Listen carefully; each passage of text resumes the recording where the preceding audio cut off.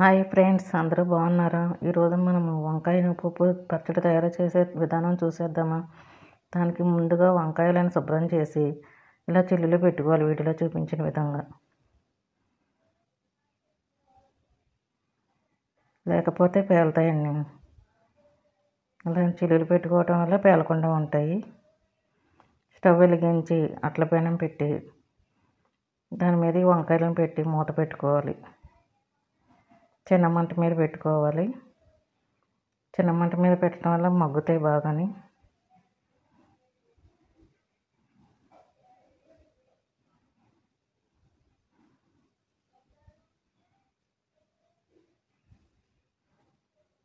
ఈ లోపుగా మనం పచ్చడి తయారీకి కావాల్సిన పదార్థాలు తీసుకుందాము.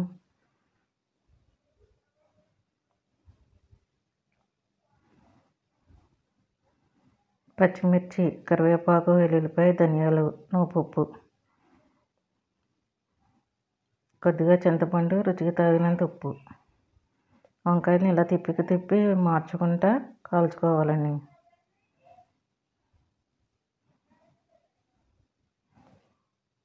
నువ్వుపప్పును నూనె వేయకుండా ముందుగా వేరే దాకలో వేయించుకోవాలి.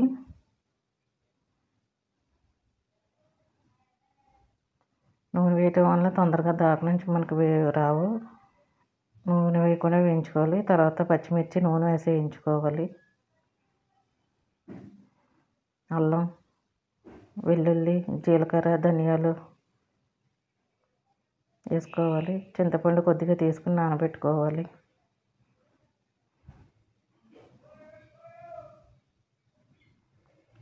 ఇవన్నీ దోరగా వచ్చే వరకు వేయించుకోవాలి. నువ్వుపప్పుని చెదగొట్టుకోవాలి మనం ఇలాగా.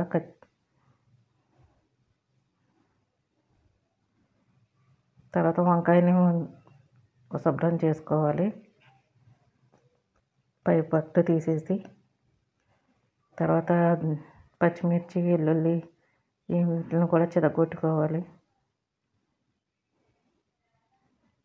చివరిగా వంకాయ ముద్దను వేసి ఉప్పు వేసి చితగొట్టుకోవాలి.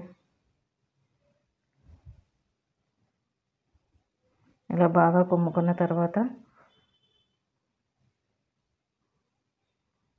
బౌల్లోకి తీసుకోవాలి. ఎంతో రుచికరమైన ఉప్పు వంకాయ పచ్చడి రెడీ.